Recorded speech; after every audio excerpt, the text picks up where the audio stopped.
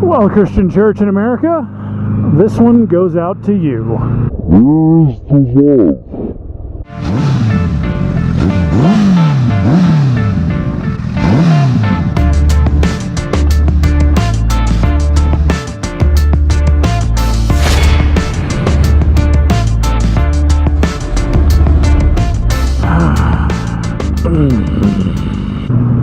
What is all of this?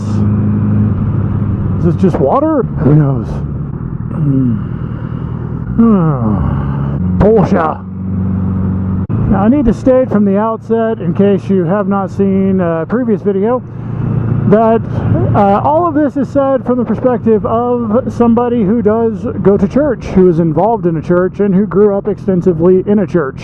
Whenever I talk about the church, I'm talking about the overall perception that people believe to be how the church is, and that to a large degree, from my experience being in the church myself, completely agree with the perception of what the church is. All of that to say that, you know, this is all from the perspective of someone who has a lot of experience in the church world, we'll say. Now, why am I bringing this up? Why do I get to this? As somebody who's been in the church for a very long time, or someone who has been judged themselves in the church, and I know many people who, you know, say they won't go to a church because of the judgment, and you know, the sad thing is, I can't say it's not there. I really can't, because it is. And I'm going to say this right now. This is going to be, you know, church Christianity, you know, the American professing church is going to be related to that. If you don't go to church, you don't believe any of that stuff, you know, then this really has nothing to do with you. But you might get a kick out of it anyway. And it might be good to see that we're not all the same. I have, for a great many years, looked at at least the American church, and the things that they claim versus the things that they do. The things that they say versus the things that action is taken upon. What they ask of others, what they do themselves. There's great disparity in those things. Where am I? What is this? Oh, it's a high school. Okay, yeah, I'm cruising a high school now. Maybe if I keep going straight, maybe let's go to another road. I don't know. I honestly don't know where I am. Anyway, using the travel ban as an example, it says all over in the Bible to, you know, love people, bless those who use you, you know, turn the other cheek, to show love to others, to try to live peaceably, to all of these different things. But the second that something comes up, like the travel ban, like, you know, stopping refugees, stopping people from traveling here, the Christian populace rises up and they are ecstatic about it, talking about how we need to keep those people out and this, that, and everything else. And, you know, whatever your point of national security is and all that, that's, you know, that's purely your preference, and, you know, you vote how you want to and all that stuff, blah, blah, blah, blah, blah, whatever. My thing is that as somebody who professes a faith, that faith is not attached to your political views. What are you doing? Are you turning? Best turn signal ever! So anyway, I see these things that are just basically Christian people just spewing hate and judgment and, you know, a bunch of things that I just completely disagree with. Christianity is not a political agenda. I end up being grouped in with these people, even though I completely and totally, wholeheartedly, 100% disagree. It's actually hot. I'll open up the vents. So, my big question is, where is the love? Where is the love? Where is the love that we're all supposed to show? And how does it not include everyone? How is it? I mean, it even says in the Bible that everybody claims to believe, it even says specifically, if you love those who love you, what credit is it to you? And that's basically what the church has become. Anyway, things have gotten so far away from what was intended. Here's the thing, this is my problem with it, is that even if they are the enemies of Christianity, okay, even if these people hate Christians, and I see things like, with Muslim countries, let Christians come in, it doesn't matter. Because a relationship with Jesus, a relationship with God, a relationship in which you profess the things you profess and believe the things you believe that are in the Bible, means that it does not matter if you are used. It doesn't matter if it is shared. It doesn't matter if people show you the same kindness that you afford them, because you are supposed to do it anyway. Not to those that show it to you, but to anyone, for any reason, because that's what's supposed to be done. You know, we have people lobbying the government for basically creating laws of perceived morality and different things. And every single thing about Christianity has to do with, well, the root of what Christianity should be and what it is biblically is a personal choice, a personal decision to look at these things, accept that they happened on faith. I'm not going to try to get into, you know, how we can prove it and this, that, and everything else, because one of the largest things about it is faith. So, looking at these things, accepting them on faith as a choice, as a personal choice, and then choosing by that choice to live in a manner according to biblical principles. Now, I'm not going to tell anybody what those biblical principles are. I'm not going to get into that. Why? I'm not God. Nor is anyone else. And that's why it's a personal choice. The American church, you know, I'm trying to not be too political here, so let's use prayer in schools. Been up in arms forever about prayer in schools, taking prayer out of schools, okay? So they're very upset about that because it's removing a sense of perceived morality. It's removing what's viewed as the moral compass that guides, you know, kids and youth and everything else. But there's nothing stopping those parents from praying with their kids. Nothing at all. There's nothing stopping the kids from praying, should they want to. Why is it so important that there's laws mandating it? I can tell you that no law created by man for any reason to try to symbolize morality is ever going to bring a holy nation. Because it's not about nations. People have tried to make things about nations and about this nation and that nation and everything else. Nothing I've read is about nations. In post-Jesus times, again, assuming that you accept that by faith, which I do, like during the time of Jesus and everything, he didn't talk about nations. He talked about people, individuals. The Christian church will lock in on homosexuality. They will campaign against homosexuality as an attack on the sanctity of marriage and everything else. Their adultery, you know, we're just going to leave that alone. Their constant lies. I mean, I've said this for, I cannot even tell you how many years, countless years.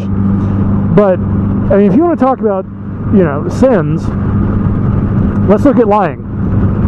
If you want to see a bunch of liars, go to any foyer of a church building on any Sunday morning, and I guarantee you it's just going to be a bunch of people lying to each other. Because it doesn't matter how terrible your morning was, it doesn't matter what happened. When you walk in, somebody's going to go, "How you doing?" And you're going to say, "Oh, I'm blessed." Great. Why? It's the societal norm. It doesn't make it not a lie. Now, is there a campaign against stopping lies in church foyers? Because the inequality of sin is something that was derived by men to justify their own holiness. All sins are equal. So if you're lying in a church foyer, it is no different than somebody who is an alcoholic. It is no different than somebody who is committing adultery. It is no different than murder. But there are no crusades for the morality of, you know, not lying, especially in church. Because for some reason people think if you do it in church, it's worse. So I say all of this to say, where's the love? Where's the love? And it's sad because most of the time, it's actually the people who are the quote-unquote, you know, like liberal, blah, blah, blah, the people that the Christians very much despise, that are saying, like, yeah, we should love people, and we should try to help, and we should do what we can, and we should welcome people that need help, and all of that. That should be the church saying that. It should be the church. From biblical principles, it should be the church. The very people that do not go to church, the very people that do not actually prescribe to religion, the very people that, you know, in many cases claim to be as not agnostic, atheist, whatever, they're the ones that see that the church is failing, and the church is failing in its own quest. The church is failing in its own mission. I can genuinely say I have read the Bible cover to cover. I may have skipped a bit in Chronicles. I will. Okay, so I've read the Bible mostly cover to cover. In there, I see love. I see patience. I see, you know, caring. I see taking care of people. I see, you know, not being self-seeking. I see giving to others. I see all of these things that I don't see in the church, and that's coming from somebody who's in the church. And as much as I don't see it coming from people within the church, also people outside of the church who know the church should be doing it don't see it either. If I'm going to believe that Jesus was actually here, he walked the earth, he was born, he died, he rose again, so that there would be a hope for a future and a better life and things beyond the heartache and pain and everything of this world, and that he desires, quote, in the Bible, that all would be saved. All. Then what right does the church have to segregate on who can achieve that? At what point do you stop looking at the four walls that you've built around yourself and look at everything around you and all of the hurt and all of the pain and all of the issues and start doing something about it? At what point do things actually change? At what point do you start living what you claim? I've already found several buildings that are, you know, just massive church buildings, and I guarantee you probably more than half of them are half empty on any Sunday morning. But there are a bunch of people that sit there and think and talk about all the great things that they're doing and this, that, and everything else, and they're just waiting for people to come in. Where's that in the Bible? I mean, where is it? Church people love to quote if anybody says they don't want to go to church. It says, "Forsake not the assembling of yourselves together," and that's awesome, and it's true, and it's good to get together with like-minded individuals, but at some point, you have to stray away from the like-minded. Why? Because if you have a hope, you should want to share it. And if you do nothing but stick around with people that are like-minded, then you've done nothing but created a segregated social club in a multi-million-dollar building that you continually give to fund, and nothing of value is happening. Nothing. Wow, that is actually really pretty. The mountains are really pretty from this angle. I have never been down here. Getting back to, you know, wanting to keep the Muslims out and everything. So they want to do this. The church should be looking at it as an opportunity to actually share the hope that they have. Is the goal to convert people? No. Why aren't we there to take care of them? Why aren't we there to do the biblical mandate of take care of those in need? We as Christians sit around talking about how the government needs to do this, and you know, the government's got to fix this, and the government's giving too much in welfare, and the government's got too much handouts, and the government needs its safety, and this, that, and everything else. That's fine if you believe that. If that's what you believe, that's cool. Good for you. If you believe the opposite, that's cool. Good for you. God is not the government. God is not your political agenda. Right, left, in the center, doesn't matter. He's not. So if you're going to claim to be a Christian, if you are going to claim to follow God, if you're going to claim that you read the Bible, if you're going to claim that you believe these things by faith, if you're going to claim that there is a hope and a future because of the things that happened on the cross and what Jesus did, if you are going to say these things, then at some point you have to show it. If you ended up listening to this, you made it all the way through.